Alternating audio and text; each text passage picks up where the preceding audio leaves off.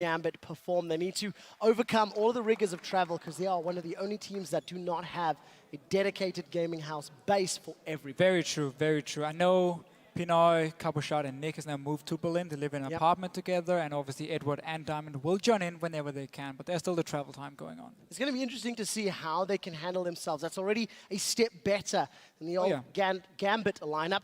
Of course, this squad won IEM Cologne, and I think there's a lot of expectation on their shoulders. Oh, for sure. Much like there's a lot of expectation on the Unicorns of Love. I think very hyped up teams. This game could determine whose hype train is more exciting and faster traveling, because both of these guys have got a lot of fans behind them. And we're going to see this quite a lot against Unicorns of Love. Thresh being banned away against Hillesang. It is by far his best champion. Like promotion tournament for Unicorns of Love where they beat Millennium. He played it all 5 games and he had an outstanding performance every single time. So we're going to see this banned quite often. Unfortunately, we do have to do a quick remake on the lobby, ladies and gentlemen. We got them in fast, but we got them in just too fast. So that will get redone in a moment or two. Thresh was taken off the table. We did see Rek'Sai taken off the table from Gambit, so we expect that to happen. Again, no one's shocked by that. Wow, Rek'Sai. One thing I do want to touch on before we get into picks and bans is Nah. We didn't see it for games 1 and 2. We did see it for games 3 and 4. There's a reason it's perma-banned in every other region, and it's something that we're anticipating or expecting, should be expecting for games from here on out. Yeah, and we saw 2 very different Nars being played. We had Youngbok who got camped early on, so he didn't have much of an impact early mid-game, but still late game on Nar, you are so powerful. If you land your ulti, you knock multiple people into a wall, and you just win the team fight from there. And then, of course, we saw Freddy, once he got a good start, put all the attention to the top lane, kill people, Svensson joined in, and Rocket had no answer for it. Both of the previous games, Gnar has been comboed with Jarvan to get those great Cataclysm plus Gnar ultimate moves, and it seems to be working out. We will have that lobby up in just a second, but I'm very interested to see how both Cabochard and Chachi play against each other, because I think these are 2 pretty hyped up top laners, as well as the fact that you've got Diamond going up against Kikis, who played, of course, that Jungle Twisted Fate against TSM. Just great picks, great banning. That worked out in Unicorns of Love favor. Yeah, there's going to be some new picks coming into this game. I'm 100% sure we're going to see something different. Kikis at IEM San Jose only played junglers who used Devour, because at the time it was a little bit too strong. He has now been nerfed.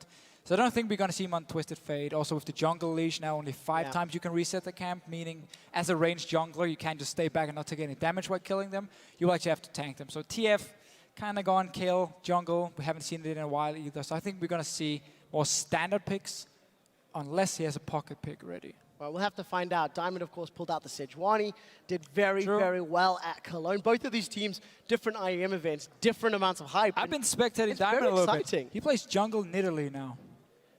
Why not? Let's see what they decide to do. We're going to jump back into Champion Select, as if no problems ever occurred. There is the Thresh we talked about. There is the Rek'Sai. Wow. Hecarim is off the table. That was actually a pick I thought Kikis might have played.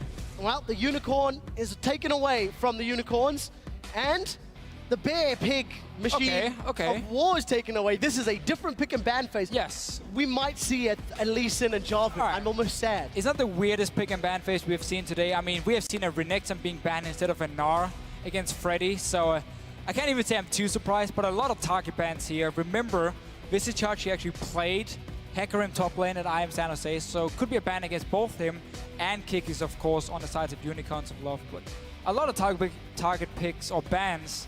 Gnar is left open. 2 support bans from Gambit as well onto Hillesang here.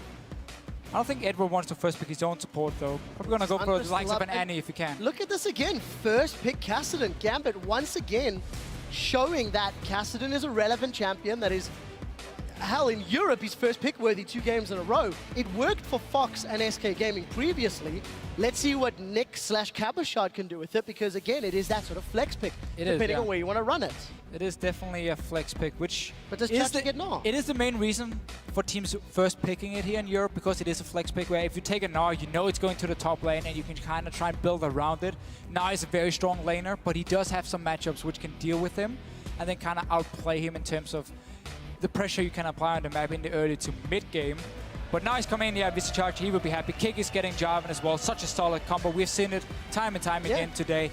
It just works in team fights. You have a very tanky front line, you have engaged, you have so much CC being brought to the table by just these two first picks. And you don't actually tell too much because they're very standard picks. Yeah, you're now 3 for 3 on the Gnar Jarvan combo. And this is something that teams, you've got to question. Is Gnar worth letting through? I don't think it is. Considering they ban Hecarim. I mean, you've taken Thresh off the table. Surely Gnar is a bigger threat than a Thresh. This game's going to find out. I think Gnar really deserves to be a permanent ban. He's too strong all the way. Even if you camp him early in the late game team fights as full tank, he's still so strong, and that's why you have to ban him away. Graves was left open. Pinoy managed to get it, together with the Annie pickup we talked about just before for Edward here with the 2 support bans. Such an explosive bottom lane, all in potential at level 6. And I quite like it, especially because if you look at Unicorns of Love, we don't really talk about the bottom lane being too strong. Hylissang, again, he needs to get the Thresh pickup, that's banned away. So getting a Graves and Annie that can completely snowball a lane, it's actually very smart by Gambit. Well, we'll see if they can make that happen. The duo lane for the Unicorns of Love has been locked in. Vardags will be playing Siva, while Hylissang will be playing Leona. You talked about aggression from Gambit. Unicorns say, hey, we'll match that. We think we can do it too. Yeah, full-on engage from Unicorns of Love. You have a strong team fight. You even have pick potential through the Leona and, of course, the Jarvan with their engage they can do. And both supports here, they're not going to peel for the 80 carry. They're not going to try and disengage. No, it's all in, both teams so far. And this comp that Unicorns is putting together is not quite the same level of H2K when it comes to low amounts of damage. Because Gnar and Jarvan are going to be adding their bits and pieces on the side, but there's a lot of pressure now on this. Is it going to be jungle in Italy? Oh, let's not get too excited. We're talking about, we don't like to talk about hovers, Deficio. Wait for it to get locked in. Gonna give it a few more seconds. Let's keep talking. Unicorns, what are they going to put in the mid lane? There are still a bunch of assassins available if Power of Evil wants to go that route. Fair enough. This is why we don't talk hovers, Deficio. You're correct. Lee Sin and Cassiopeia locked in for Gambit. So Cassio, once again, they played in both the lanes, so it's another flex pick. Unicorns of Love doesn't really know what's going to happen in terms of the laning or the solo laners just yet here. LeBlanc would be an option if it wasn't for the Kassadin. We don't want to see that matchup again, even though it's one of the best champions for Power of Evil. Orianna would be the safe bet, but Cassio will be able to just have such a free lane against Orianna. Wow. She can't shut down either Kassadin or Cassiopeia. Sheepy in the back, finally sharing his input. Been watching him this last minute. Not really chiming in too much. That is, of course, the coach for the Unicorns of Love. Gonna hover down those last few seconds. Let's wait to see what happens. If Syndra gets locked in, it's surprising because she took a very big hit to her laning damage. And it is locked in. Power of Evil going for the comfort pick.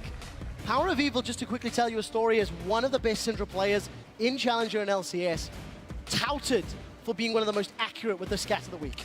Yeah, so Syndra here changes in 4.1, lost quite a lot of damage early game on her Q. And also her stun now, her E, is a lot harder to hit. A smaller hitbox. We're going to have to see what he can do. I feel like, again, it's just him saying, I don't know if I'm going to be against Kassadin or Cassio here, so I'm just going to take a comfort safe pick. But if he can actually shut down Nick on this Kassadin in the laning phase with the loss of his damage on Q early on, I'm not too sure about that one. Right, we'll see how it works out. On the side of Unicorns of Love, they have got so much CC.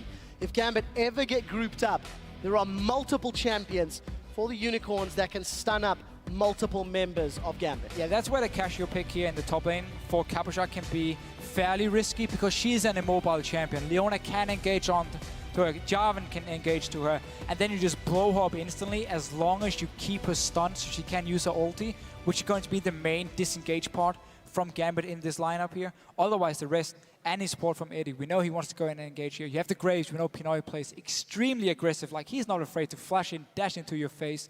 So there's a lot of all-in potential from Gambit, but you have that one top lane pick as your only sort of disengage. Yeah, Crepo said it earlier. Pinoy on Graves. If anyone goes ham, he calls it going a Pinoy. We'll see if we can do it again here in their first match. Gambit against Unicorns of Love. No super exciting picks that we were anticipating or expecting. Jump on Twitter. Tell us who you guys think is going to be victorious at LOL Esports. Use that hashtag GMB win or hashtag UOL win. We are in game for the final match of day one of the spring split.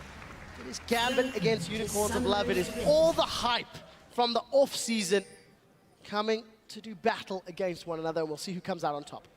And we're going to have to see what Unicorns of Love wants to do in this mid-game, where their comp has a very big power spike through Syndra, of course, getting 1 or 2 items completed. Gnar, when he becomes so scary and he has a lot of damage still before he goes full late game, where he becomes more of just a tank with a lot of CC. Because Gambit, we know they scale into late game really well here. Casio is going to stack up her poison. Kassadin, of course, as always. We don't have to talk about it. Graves even a fairly decent late game AD carry. So a lot of scaling for Gambit on their side, which will need a bit of time to build up, where Unicorns of Love can make the aggressive plays early on. Very, very excited to see how Unicorns make those aggressive plays, because they've got all of the tools available to them and fairly standard defensive starts from both. Yeah, and funny enough, again, like every single game we've seen today, except for maybe the first one, both comps are really looking towards just like hard engage, bursty team fights, where whoever gets the first damage or the first ulti off can just get an instant pick, win the team fight, take an objective from it. We haven't seen a lot of like old school siege comp. We haven't seen any really passive comp. It's a lot of all-in from every single team in the ULCS. Did you watch Copenhagen Wolves H2K? To be fair, there was 2 team fight comps. But yes, you're 100% right. They have been all about the engages. They have been all about going toe-to-toe with one another. And it looks like we're going to see those head-to-head lane matches. Eddie is trying to play a little bit of shenanigans on the Grump. Can he steal it? That's the question. Gonna go forward. Auto attack, not gonna be secured. Vardex gets it.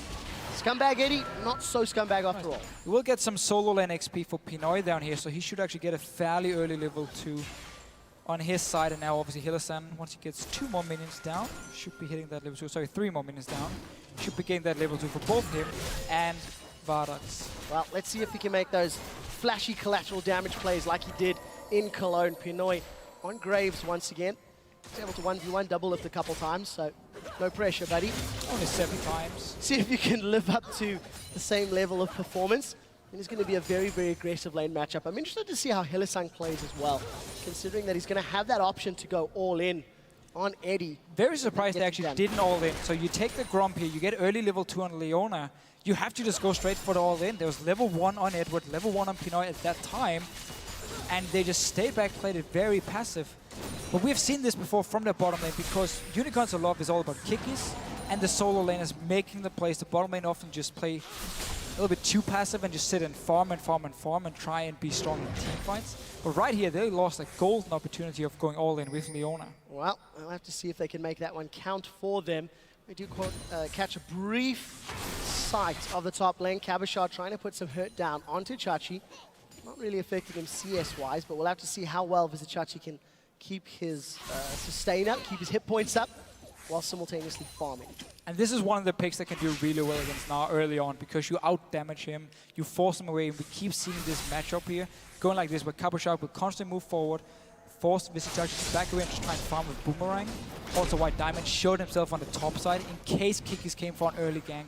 Diamond would have been there to counter gank it, and actually didn't go back and upgrade his Hunter's Machete early, so he's going to fall behind in gold now compared to Kikis, who did their 3 camps, went back to base, upgrade early, so get a 30 gold from every camp now. And that's going to be, could be a little problem for Diamond. He's going back now, though. Well, we'll see how it affects him in terms of the total gold. Just a couple of camps, 5 CS at the moment. Chachi under tower, taking so much damage from Cabashard. But look what Diamond is doing here. Skirmishes Saber. I haven't seen that on Lee Sin ever, actually. But it will allow me to get the true damage for a few seconds. And, oh, this charge is dropping very low here. But at the same time, get the 20% damage reduction onto his target. Kikis onto the mid lane. Want to try and shut down Nyx. Oh, let's see. There's the slide. There's the glide. Nyx gets caught and he gets sent back. It's not over yet. Pinoy gets stunned up. Vardax in return stunned by Edward. They trade damage back and forth. And Hillisang is the one that comes away worse for wear. First blood secured by the Unicorns of Love. In that middle lane for a very, very good dive. Oh, Pinoy caught once again. Vardex goes in. Vardex is going to get caught out. We do see Hillisang continues to push. Ignite's ticking. The minion auto attack is not enough. And Pinoy manages to walk away. That was so, so close. Yeah, now Unicorns of Love playing aggressive in the bottom lane. When as soon as they knew where Diamond was on the map, went for the all-in from Hillisang here. But in the mid lane, getting an early kill on Kassadin. Rocket tried in the last game. It didn't work for them. Unicorns of Love, they show how it's done. We'll see how that works out for them. Side, Diamond and Kick is now trading back and forth. The slide, the glide, Diamond sent flying. Kikis and Diamond continue to bash away at one another. It's Diamond that's winning. Let's see what he can do with the Sonic nice Wave. flash. Gets flashed by Kikis, but Summon Spell blown. But this is why Diamond is buying Skirmisher's Saber. It's purely just for like the one-on-one, the skirmish he can do. Land that smite, get the 20% damage reduction on whoever he smites. And then he can stay around and force them to back away. Didn't sadly have smite for the last trade with But he's going to have it for Chachi if he decides to go in. Let's see how quick he can respond. Diamond decides to back away instead. This Chachi getting his Mega now. You don't really want to go for him there, so wisely enough. But a lot of focus on the top lane. Gambit Gaming knowing that Cabochard would be an easy target because he will push the lane over and over. And just making sure he has a very safe laning phase with Diamond there. Now, we did say both of these teams have a lot of fans coming into this game, but I did not think the Unicorns of Love were going to win the Twitter vote against Gambit Gaming. 64% to 36%. A lot of faith in the Unicorns, considering their second place finish at IEM San Jose. Anyways, Nick versus Power of Evil. It's not something we've seen too much. Oh, we'll get to that in a second. Pinoy caught out, stunned up by Hillisang. This Leona play has been pretty solid so far. He's landed multiple Zenith Blades onto Pinoy, but nothing more comes from it other than the poke and the damage. Yeah, the mid lane was fairly even in the start here, but then the ganks happened, and we know again Castellan he can farm well, but he doesn't really apply any pressure. So it's a very easy gank for Unicorns of Love to pull off and give Power of Evil a lead he really wants here on this Syndrome. But late game damage is the same as before, so that's not exactly going to be the problem for him. Good help by Kickers then to sort of compensate for the lack of early game damage. He's been very, very present on this Jarvan in the early game. Landed a good couple of ganks. Diamond was able to push him away, but it's not too bad at the end of the day. And again, Diamond, focus on this top lane here, making sure Cabochard can never get ganked and can just constantly push this wave in. He's not even looking to dive or anything, he's just staying around, securing all the vision and safety. Yeah, but it's at the cost of his CS. He's falling further and further behind Kickers, who is about to show himself in this bottom lane. Cataclysm is available. Let's see if Hillisang can land the Zenith Blade. That could be the go signal. Or we could see the Demacian standard into Dragon Strike. What will it be? Stunner's charged. Nothing hits, and Edward flashes away. That was very, very close indeed. Chilling Smite went down.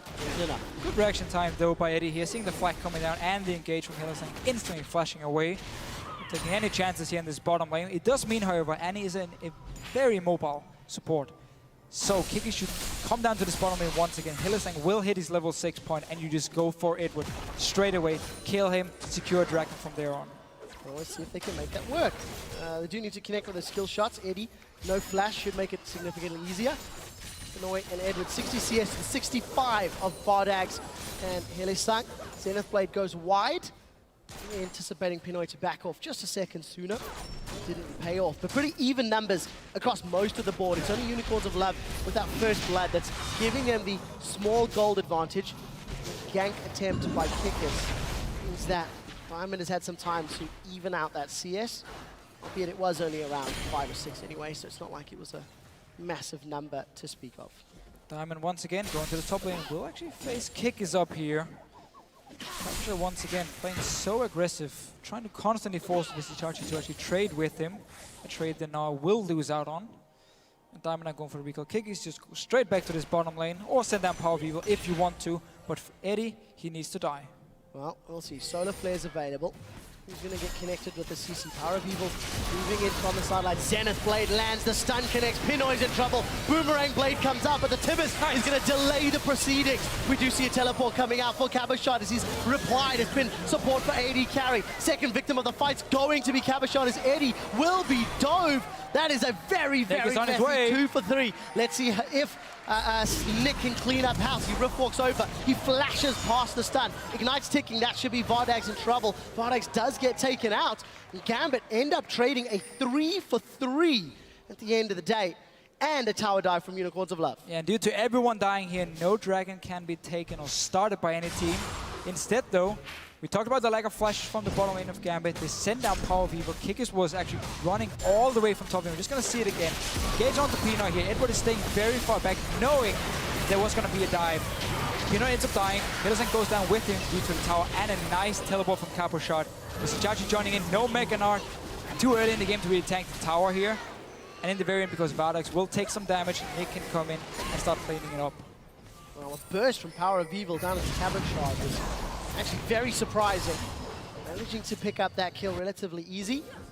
Does end up being an even enough trade, 3 for 3, but Unicorns are loving the ones that come out ahead. 1,000 gold in the advantage and a 3-0-1 Power of Evil in the mid lane. Such a good start for him, just straight into the mid game. Morel Normicon will be completed. He has magic penetration already. He can start one-shotting people.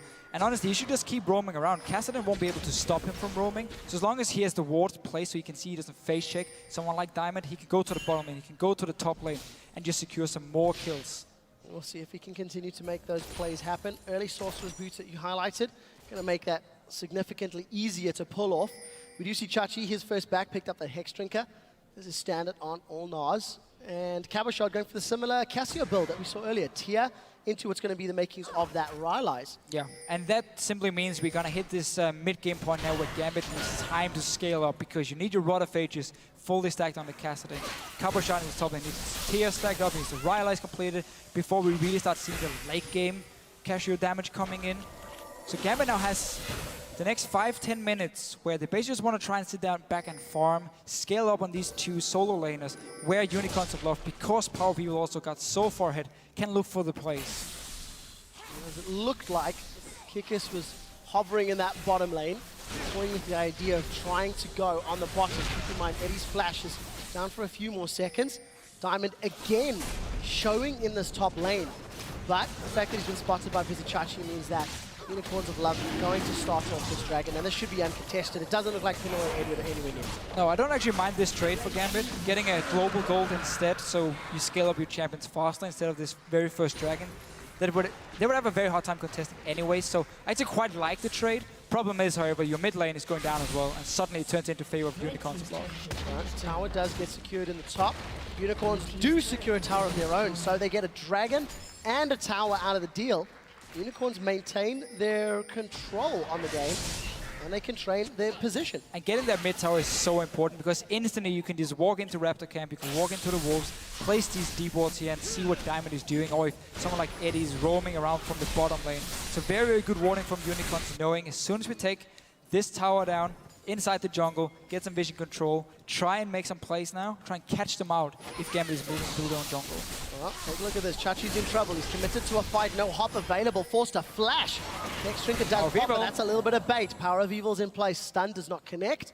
And that means that Cabochard can get away cleanly. But Chachi had to flash there, trying to pick up some damage in Cabochard, but the support was around for Gambit. He's been doing a good job actually just staying alive and picking up as much farm as he could, because Diamond has been sitting in his top lane the entire game long, doing nothing else, even picking up the skirmisher saber here for better dueling as well on release. And just haven't really had a fight because every time Kiki showed himself and realized Diamond was there, he just backed away. And the irony is, despite the fact that Diamond was in the top lane, he didn't really put pressure on the chat. Oh, that's the flash stun! Vardags is in trouble. Tibbers has come down. Spell shields up. Collateral damage. Pinoy goes Pinoy and drops Vardags where he stands. They had a ward on Hillesang and he was recalling as soon as he went back to base. Instant engage. Vardags had no flash. Nice little pickup here by Gambit, getting a very important kill as well. Great timing from Eddie, really, to make that count. That evens out the kills. 4-4. There's only 300 gold separating these two teams, and Infinity Edge is completed for Pinoy on Graves. Got himself a CS advantage. Nick is even able to defend the pink ward for a few seconds longer. So we mentioned Morello Normicon on Syndra before, but seeing as he got all of these kills, he just went back, got a DFG completed. Again, Power of Evil, he really needs to try and find some picks here because he can one-shot close to everyone. Let's see if he can. Warrior Enchantment completed for Diamond Prox on Lee Sin. Kikis has had the same for a little while. Rylai's completed for Cabochard. Already touched on the IH, the Rod of Ages, and the DFG. If you take a look at the supports, fairly similar in terms of your Moby boost and side. Oh, Eddie. Eddie's been There's caught no out. flash. He's been knocked in the air. He's been stunned by Power of Evil. One more kill, going over to PoE.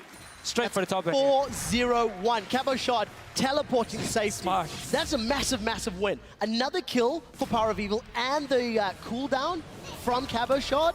Massive advantage to the Unicorns. Yeah, Gambit are trying to reply to the push from Unicorns of Love by taking the mid lane here, but they have to push it all the way now. I don't think they've taken any damage from the laning phase, so Unicorns of Love can just keep pushing down their 4 members. Well, let's see if they group themselves up. Pinoy's pushing on the bottom lane. It's 1 tower to 2.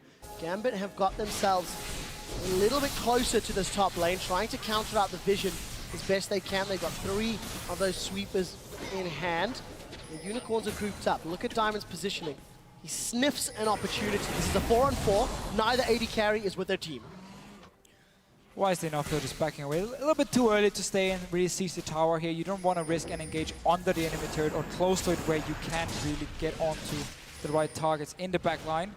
But still a good play by Unicorns of Love. They know they're stronger at the moment. They know they have to press the advantage, and that's why they keep invading in the jungle, keep taking these outer turrets down. So another game where the Unicorns have come out swinging. You don't see anything super fancy in terms of champion picks, but they're not executing the strategy people mid well. lane here, nice stun. That's a stun onto Nick. It's followed up by the Solar Flare. The Zenith Blade was too early. It was predictive, but it wasn't needed. Power of Evil with the DFG burst. Shreds down Nick. This is going to open up some damage onto this mid inner turret. Unicorns of Love continue to exert dominance on the map. And landing a stun on a Cassidy should never really be possible. Diamond's knocked up. Hillsang sniffing. The Cataclysm goes down and Diamond is now dropped. They've turned their attention to Eddie, and the Boomerang Blade is shredding his HP bars. Unicorns of Love get the inner turret. They get another kill, and now they back away. Yeah, but Gambit are just staying around here, getting hit by stuns and everything, and suddenly engaged on, and of course they end up dying for it. Straight down towards this bottom lane. Pinoy's in trouble. The Zenith Blade doesn't connect, but the stun from Scatter the Weak does. Pinoy gets flung in the end, shut down by Vardag. So Hillesang tried to predict the dash from Pinoy, and he just stopped in the bush instead. So some mind games going on here. Let's see Nick. Okay, stop the recalls at least. Stop the recalls. That's a little bit of an awkward moment. Gonna put some damage down, but keep in mind, numbers advantage still in favor of Unicorns of Love. They got the bottom tower. They've got a 5k gold lead at 17 minutes. But these 2 slow scaling solo laners from Gambit are really getting punished here early on by Unicorns of Love. They have so much hard engage on their side. The mid laner is extremely fed at this point. And once again, I mean, Nick dying in that mid lane should never happen. When you see the ball flying towards you, just jump away on that castle and don't take the chance. Well, he took the chance. It came back to bite him in the behind. Diamond procs with the aid of Nick and Edward. Gonna take some solace in the fact that they can steal away a blue buff. The question is, can the mythical Unicorns counter? Diamond's gonna safeguard away to safety, luckily. And Hillesang was right on his tail. First dragon went the way of the lovers. Now it has respawned again. They seem to have position. Let's see if Gambit want to come in. This is risky. They should big fight. goal No. This is so risky for Gambit if they actually want to try. They're sneaking around here. Eddie needs to land a perfect tippers if they want to fight. Well, Kikis has gone in. He's used that chilling smite on Diamond. That's a big stun! Chachi throws Nick against the wall. The first victim is Eddie. Eddie didn't even have tippers for the fight. Dragon is regenning in the background. 4 versus 5. Unicorns of Love off a little low on HP. Now Nick is knocked up. Cataclysm down Gambit, what's happening, man? Syndra's got 2. Cabashard will be the next target as Hillesang shuts him down. Cabashard will get killed. Another dragon going the way of Unicorns of Love. Gambit, they like their dragons, but they shouldn't have forced that one. No, not at all. You know you're so much weaker right now, and yet you try and fight. I stand by my point, by the way. Eddie needs to land a perfect tippers. He didn't have it. Just another reason not to fight in the first place for Gambit here, giving up more kills. Dragon as well to Unicorns of Love. Let's see it again. The entire Gambit team is also completely split up. This Itachi with the engage. Edward instant dies. Doesn't have time to do anything. And now Unicorns of Love still very healthy, can re-engage. Nick, second time, Power of Evil lands a stun onto him and kills him. Well, there's a reason that Power of Evil Syndra is famed. We said it in Picks and Bans, how good he is at landing those stuns. Despite the fact that in 5.1, Syndra got a nerf to her laning damage, and the fact that Scatter the Weak got some tweaks. Doesn't matter. He's still hitting them. He's still making them count, and against Cassidy, one of the most mobile champions. Yeah, I mean, okay, so the lane matchup actually made a lot of sense from Power of Evil's side because Cassidy, while he won't really be able to deny him all the farm, he won't be able to kill the Syndra instead. But the first gank from Kick is just completely snowballed in favor of Power of Evil. And then he went down bottom lane, picked up 2 more kills, and from there on and out, completing DFG very early. He's just been destroying Gambit. I mean, this guy, He's hyped up for a reason, and the EU mid laners are hyped up for a reason. Hey, it's like you talked about this on Primetime League yesterday. How well is Power of Evil going to perform? Nick, one of the mid laners from 2014, that did perform well. That did have pretty good stats, despite being a little bit more utility-based. Unicorns are going to take an uncontested tower, and PoE making another big statement in the LCS. Diamond is sitting mid lane right here. Just keep pushing in. Get your inhibitor here. Gambit's going to give it up and just try and trade for 2 towers in mid and top lane instead. 21 minutes. Let's see what Gambit can do. They finally decided to back away. Diamond's coming through the jungle. Unicorns of Love. They throw down the solar flare, but they get the inhibitor. Uncontested. Gambit making a ploy to get some gold. Let's see if they commit to the fight. This is going to be a very risky call. Diamond gets jumped on by Kickers. He instantly Dragon's Rages. Cataclysm goes down. First victim is going to be Diamond Frost. It's not over yet. Eddie's in the background. Tibbers is there and available. Decides not to use it just yet. We do see Unicorns of Love. They've got the numbers advantage. They continue to push down, but they got an inhibitor. 21 minutes, uncontested. Gambit couldn't pick a fight. Diamond 0-3-0. This skirmish is Saber Lee Sin is simply not having the impact that they wanted it to. No, all that early pressure on the top lane didn't really pay off. Yes, okay, Cabochard was safe, but that was it. Like, Unicorns of Love knew where the Lee Sin was the entire game long. And just giving up your inhibitor 20 minutes in, if you can't even fight around your own base at that point, you are so far behind, it's insane. You try to just trade for some gold, not worth it at all, because inhibitors are just super minions, you can't clear them. It means Unicorns of Love can now start even putting focus on this weaker Baron. The fight to pick for Gambit would have been the inhibitor turret and the inhibitor itself. Not the dragon. Not the dragon. Not the dragon, where they just get completely melted. It is still the Gambit style, though. It is. They always like dragons. Extremely aggressive, and they will look for fights here. Pinoy looking for one himself. A little bit of damage down. We do see Chachi's gone for the Frozen Mallet as his second item. Talk about wanting to snowball a lead. Let's see if he can make this one count. So Baron is available, 23 minutes. It's very tanky members of Unicorns. At least if Kickers jumps in front, maybe they can bait it, maybe they don't even need to. No, just such a good play here. You get the vision control around the Baron. They just need to put a pink ward actually in the pit itself to clear the last ward from Gambit. Meaning, if they ever send someone bot lane who can't even hold the super minions by themselves, well, you can just go start Baron, or you can keep pushing top lane and mid lane and just rotate in the jungle between those two lanes and the Baron itself. So just a very, very smart play by Unicorns of Love, not waiting around, not letting Gambit scale up. Hylissang just chilling in the side lanes, making sure that nobody can come from behind. Tower? Gambit know they can't fight. They're 10k gold down at 24 minutes. This sort of lead does not traditionally happen this quickly in the new season, because it's just so much more difficult to come by the gold. And look at this, they're on the inhibitor. They've caught Diamond. Diamond's going to get shut down in a moment. He is killed by Chachi, and Unicorns turn to the inhibitor turret.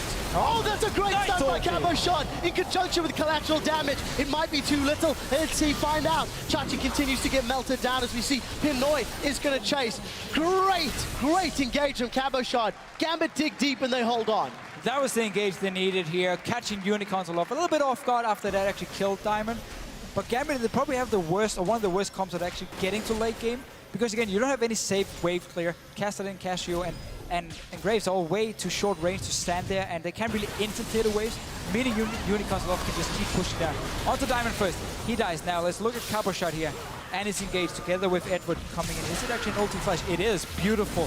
So he starts the animation from his ulti, and then he flashes after, so there's no reaction time for Unicorns of Love. Lands the CC. Visichachi ends up dying as well, and Hylissang in the very end. So this is what Gambit needs. Might be too late, though. You definitely have to jump on Twitter and hashtag that stun from Cabochard as your LCS big play of the day, because that really was a great engage. If by some miracle Gambit can dig deep, that was the moment that'll bring them back, but it's so much ground to make up.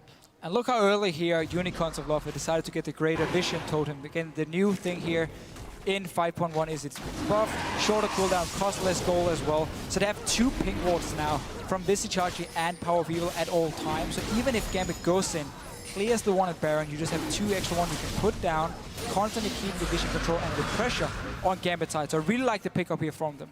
We'll see if they can make the vision work. You see, oh, that's the ultimate from Condax. He's going in. Chachi is going to throw the house. The solar flare comes down. Cabashard's locked up. He's going to block some of the burst, but this is messy. Cabashard's the first victim of the fight. Now Diamond Prox is being focused down. He's killed just after Pernoyan.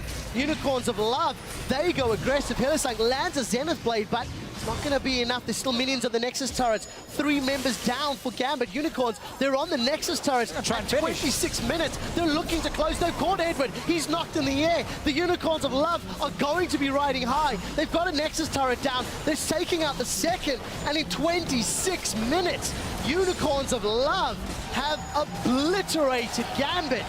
The hype train is with the Love train. Completely destroyed Gambit and their late game scaling comp here. Such a greedy comp from Gambit as well. We saw all the focus from Diamond on the top lane. Didn't pay off, nothing happened. And because there was so much hard engage and there was the Syndra being so extremely strong from Power of Evil, Unicorns of Love just kept picking the fights. They got every single fight they wanted to. No chance of disengaging.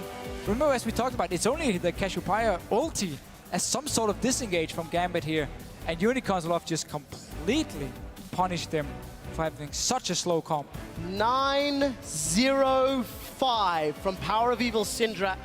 But truthfully, it wasn't the Syndra that got them there. It was Syndra that closed. It was Kikis and The whole Jobin. setup. 1-0-13. He was the one that helped set up the first blood. Kikis was all around the map. And Hillesang in on every this single Leona. lane. We call him a one-trick pony, Hillesang on Thresh. This Leona play here, except for the one little thing into the laning phase where he didn't go aggressive enough, the rest was pure, was perfect. I mean, that was it. Every single time he had a chance to engage, he got in there. Jarvan obviously from Kikis followed in after getting that early kill for Power of Evil in the laning phase, as you just said. Those two together constantly started the fights. Power of Evil just had to follow up and pick up more kills. Really, really good play from the Unicorns of Love.